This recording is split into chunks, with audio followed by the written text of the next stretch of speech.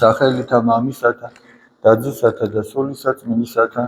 ამინ. ჩვენთან არის ღმერთი. დიდება და მადლობა ღმერთს. დღევანდელი დღისათვის, დღევანდელი წირვისთვის. დღეს არის სიცოცხლე-შაბათი, რის გამოც ქრისტიანები ყოველ ოთხშაბათს მარხულობენ მთელი წლის განმავლობაში. დღეს არის სიცოცხლე-შაბათი, როდესაც იუდამ უკვე საბოლოოდ მიიღო გადაწყვეტილება, რომ წასულიყო და შეეთავაზებინა, რომ რას მომცემთო იმისათვის, რომ მე უფალი იესო ქრისტე გადმოგცეთ თქვენ. თქვენ იცით, აი ამ წინა დღეებში ჩვენ საუბრობდით მკვდრეთით აღდგომილი ლაზარეს შესახებ, როდესაც მაცხოვარმა ის მკვდრეთით აღადგინა.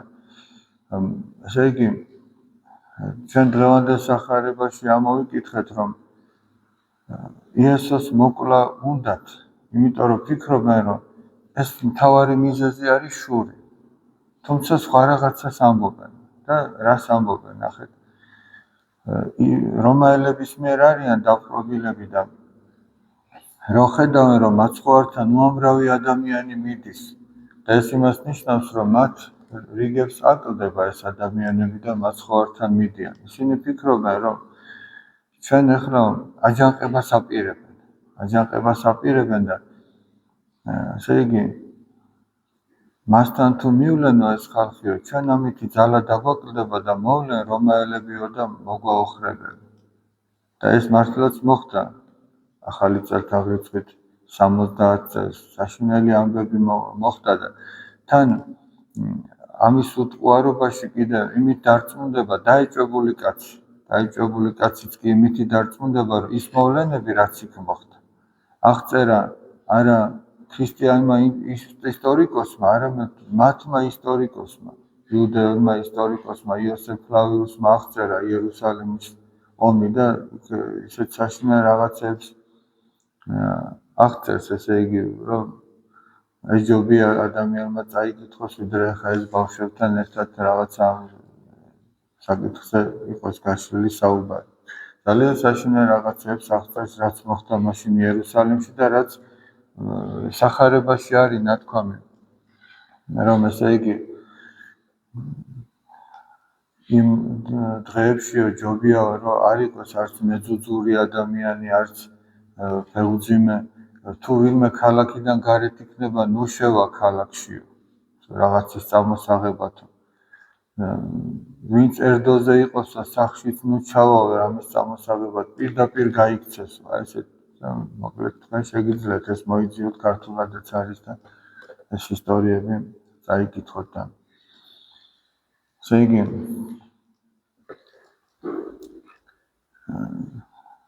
ფიქრობენ, რომ ჯობია ერთი კაცი მოკვდესო. მთავარი კაიაფა ამბობს, ჯობია ერთი კაცი მოკვდეს, ვიდრე მთელი ერი დაიღუპოსო. და ივანე ღვთისმეტყველი, ვინც აღწერს ამ სახარებას, ამბობს, რომ ისო თავისით კი არ თქვაო. მღვდელმთავარი იყო და იწინასწარმეტყველა, რომ ასე მოხდებოდა და რა მოხდებოდა ასე. იესო ქრისტე მართლაც მოკვდა იმისათვის, რომ ჩვენ მრავალნი არ დავღუპულიყავით. თუმცა მან ხორციელი გაგებით თქვა, მოდი მოვკლათო, რომ ამის გამო ჩვენ არ დავიღუპოთ. მაგრამ იესო ქრისტე მართლაც მოკვდა იმისათვის, რომ ჩვენ გადარჩენილიყავით და წმინდა იოანე ოქროპირი აი ამ ადგილის განმარტებისას შენიშნავს და ამბობს, რომ ეს მღვდელმთავარი იყო და იმიტომ იწინასწარმეტყველაო, ხო თქვა ივანე ღვთისმეტყველმა და წმინდა იოანე ოქროპირი ამატებს და ამბობს, რომ ესე იგი მადლმა ისე გაიარა კაიაფაში და ისე იწინასწარმეტყველა, რომ მის გულს არ შეხებია.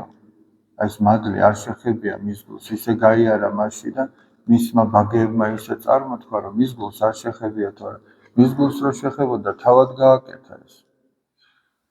რანაირად იქნებოდა? მის გულს რო აი ეს ჭეშმარიტება შეხებოდა, რაც მან წარმოთქვა. ესეთი უამრავი იყო სხვათაშორის, აი, როდესაც მაცხოვარს დასცინიან, როდესაც ის წარწერაც კი რაც თავზე გააკრეს, იესო ნაზარეველი მეუფე ურიათა, ეს დასაცინად გააკრეს. აი, თითქოს ამითი, მაგრამ ჭეშმარიტება თქვეს. ის გვირგვინი რომ დაადგეს, ის სამეფო შესამოსელი შემოსეს, ვითომ დასცინოდნენ. მაგრამ რეალურად ისე იყო, რომ აღიარებდნენ, რომ ის მართლაც მეფე იყო და ამ სამყაროს შემოქმედი. და ესე იგი მიდიან არა მარტო იმისათვის, რომ იესო მოკლან, არამედ ლაზარეც მოკლან, გახსოვთ თქვენ ამაზე ვისაუბრეთ და ოღონდ ახლა წარმოიდგინეთ ესენი ხალხში დაფასებული ადამიანები არიან და ესე პირდაპირ მივიდნენ და იესო შეიპყრონ, მათი ავტორიტეტი დაეცემ. იმიტომ რომ იესოს ყველა პატივცემს, ყველა უბრალო ხალხი, გულწრფელი ხალხი დაყვება. ამიტომ ეძებენ რაღაცა ისეთ შემთხვევას, რომ ისე შეიპყრონ და მერე ისეთი რამე დააბრალონ, რომ ხალხში ესენი მართლები გამოდგნენ და გვერდში დაუდგნენ, ხარი დაუჭირონ. და სწორედ როდესაც ერთ-ერთი კეთროვნის სახლში, რასაც აღწერს სახარება, იყვნენ მოციქულები და იქ მოვიდა ერთ-ერთი დედაკაცი. სახარებაში 3 დედაკაცია ასე აღწერილი, რომელმაც ნესაცხებელი დაასხა. ერთი ეს, ვიზედაც დღეს იყო სახარება. ერთი არის ლაზარეს და მართას და მარიამი. და მესამე არის ცოდვილი დედაკაცი, რომელიც სიმონ ფარისევლის სახლში. ეს სიმონ კეთროვანი, ეს სხვა პიროვნება, ეს ქალბატონი სხვა პიროვნება. მოდის და როდესაც ამ ძირფას ნესაცხებელს დააღვრის მაცხოვარს, იქ წერია, რომ მოწაფეები ამბობენ, სხვა სახარებაში წერია, რომ იუდა ამბობდა, სინამდვილეში ყველა ამბობდა და რას ამბობდნენ.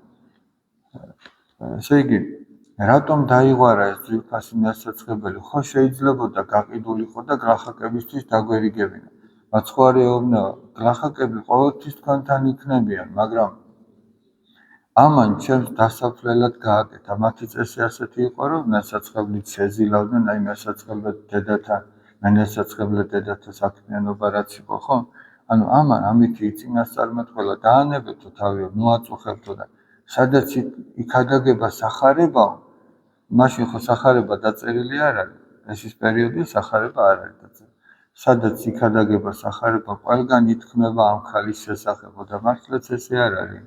სადაც სახარება იქადაგება, წერია სახარებაში და ყველგან ითქმება ამ ქალის შესახებ.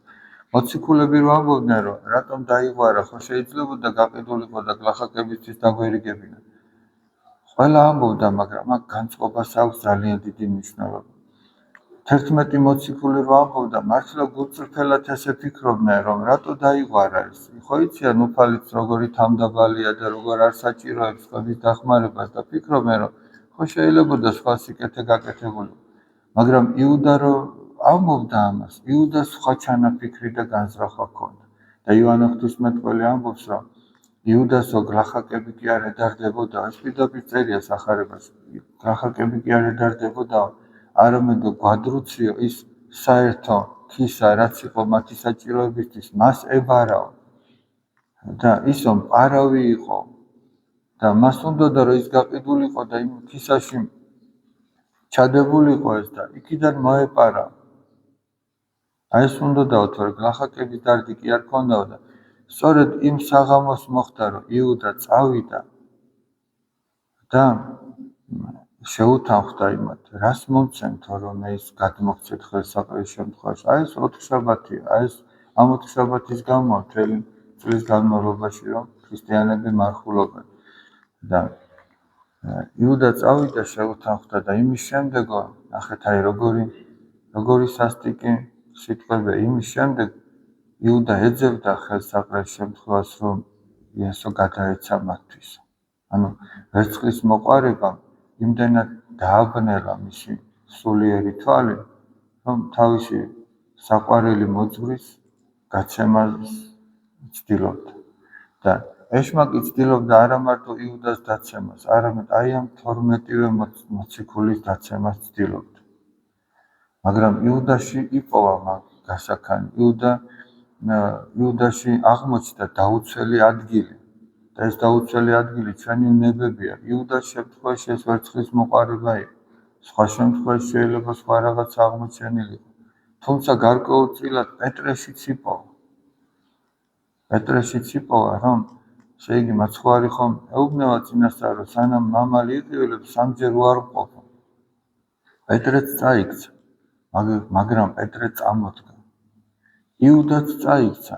იუდაც თითქოს ცდილობდა წამოდგომას, მაგრამ იუდამ ვერ აპატია თავის თავს და იუდამ უფრო სასოწარკვეთილებას მიეცა. თორემ წერია სახარებაში, რომ როდესაც ნახა, რომ მაცხოვარი უკვე დასაჯელად მიყავთ, მივიდა, მიუყარა ეს 30 ვერცხლი და უთხრა, რომ მე შევცოდეო, რადგან მართალი სისხლი მოგეცით. მართალი კაცი მოგეცით. ჩვენ რაო? ეგ შენ იკითხეო. ანუ ეს ჩვენი ცოდვა კი არ არის, შენ ცოდვებს შენ მიხედავ. და იუდა წავიდა და თავი ჩამოიხსნა. წმინდა იუსტინე პოპოვიჩი ასეთ რამეს ამბობს ვერცხლის მოყარეობას, რომ ასეთი თვისება აქვს, ესე იგი ადამიანს რომ ჯერ სხვას მოაკვლევინებსო და მერე თავად ამ ადამიანსაც არ დაინდობს და ამასაც მოკლავსო და ეს მოხდა ზუსტად იუდას შემთხვევაში. სხვათა შორის ძალიან მნიშვნელოვანია, რომ არის დიდი პარასკევის საკითხავი, წითელი პარასკევის საკითხავი, წმინდა იუსტინე პოპოვიჩი საქართველადაც არის და აუდიო ვერსიაც არის ამისი. მოიძიეთ. დაახლოებით თუ არ ვწდები 9 საათიანია, ესე რომ მოусმინოთ. ძალიან მნიშვნელოვანი სიტყვები. და როგორ არ ცდილობდა მაცხოვარი, რომ იუდა გამოესწორებინა, მაგრამ იუდა მაინც გამოუსწორებელი დარჩა. და ეს ახლა მარტო იუდაზე კი არ არის აქ საუბარი. თითოეულ ჩვენგანზე აქ საუბარი. იმიტომ რომ თითოეულ ჩვენგანში და ის საკითხავი ჩვენ ძალიან კარგად ჩაგვახედებს საკუთარ თავში, რომ ჩვენ შეიძლება გონია, რომ ძალიან შორს ვართ იუდობის კანდიდატობიდან, მაგრამ არა ვართ შორს. მატერიალურის გამო ადამიანს რომ შეუძლია რაღაცა არა საღვთოდ მოიქცეს, ეგ არანაკლები, ეგეც იუდობის კანდიდატი. როდესაც ადამიანს გაქვს შესაძლებლობა და სხვის გასაჭირს უყურებ და ისე საკუთარ თავზე ფიქრობ, ეგეც იუდობის კანდიდატი. იუდას ხო ეუბნება მაცხოვარი, წადიო, ნახეთ აი სხვა მოწაფეების გონება როგორი სუფთა, წადი იუდა და გააკეთე, რასაც აპირებო, იუდას ეუბნება. და სხვაები ფიქრობდნენ, ალბათო გაჭირებულებისთვისო სადღესასწაულოდ რაღაცეები უნდა დაურიგოსო, რაღაცა იზრუნოს გაჭირებულებზეო, ან სადღესასწაულოდ მოამზადებინოს რაღაცა. სინამდვილეში იუდა მიცოდა, რასაც აპირებდა და მაცხოვარი ზუსტად მისი გულის სიმებს შეეხო და ეუბნება, რომ წადი იუდა და რასაც აპირებ, გააკეთე. და იუდა ასეთ შემთხვევაში ეზიარა კიდეც.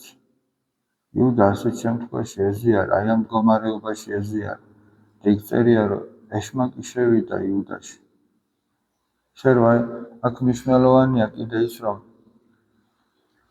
რომ ეზიარები, ისე ეზიარო, რომ შინაგანად სინდისი არ უნდა გამხილებდეს რაღაცა ცოდვის გამო.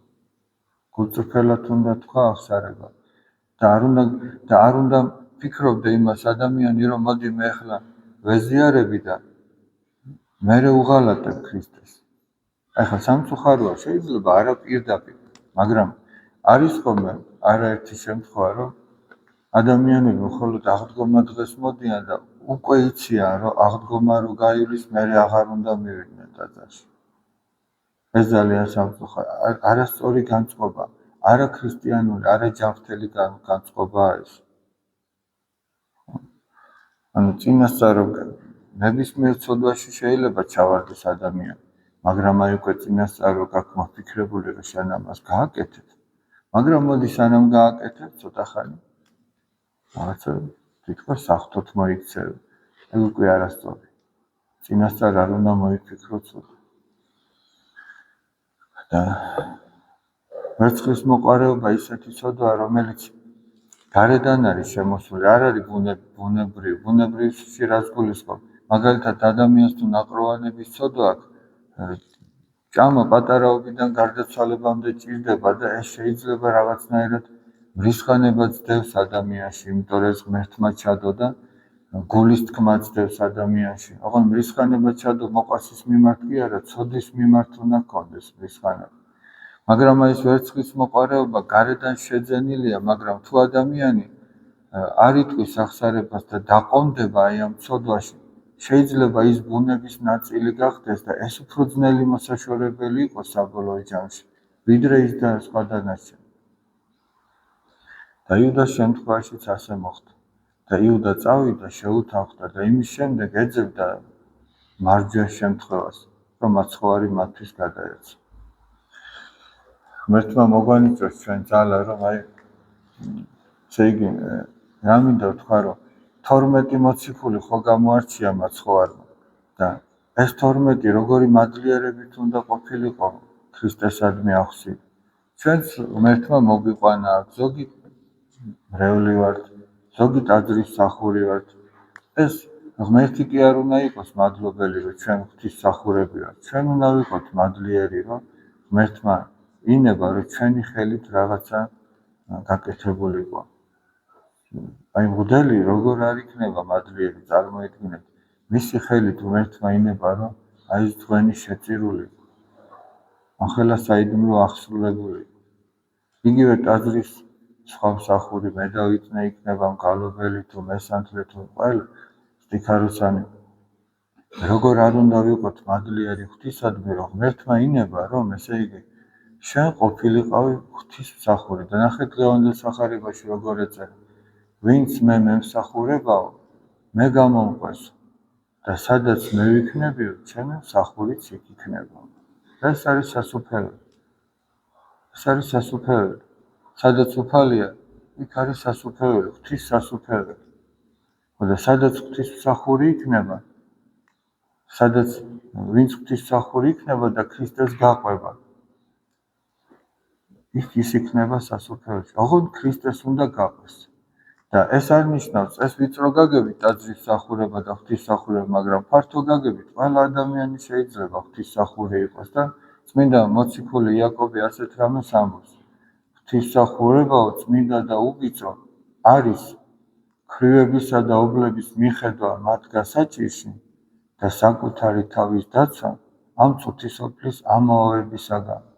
ესე იგი საკუთარი თავი რო წმინდა და სუფთად შეინახონ და მოწყალების საქმე გქონდეს, ქრისა და ობოლს შეეწირა. ეს არის წმინდა ღვთისმსახურება და ეს ყველა შეუძლია გააკეთოს. იქნება სასულიერო პირი თუ არ იქნება, ტაძრის მსახური იქნება თუ არ იქნება. და სადაც ღმერთი იქნება, მისი მსახურიც იქ იქნება. ეს უფლის სიტყვები. როგორც სახარებაში წერია, სადა მიწა გადავაო და იქ დაწერილი ერთი სიტყვა არ გადავა, ისე რომ არ შესრულდეს. ანუ რა, ჩვენ თუ ეცდებით, რომ ღვთისმსახური ვიყოთ, ის უეჭველად აღსრულდება, რაც დაწერილი. ღმერთმა დალოცვილი და გახარებულები გავყოფოთ.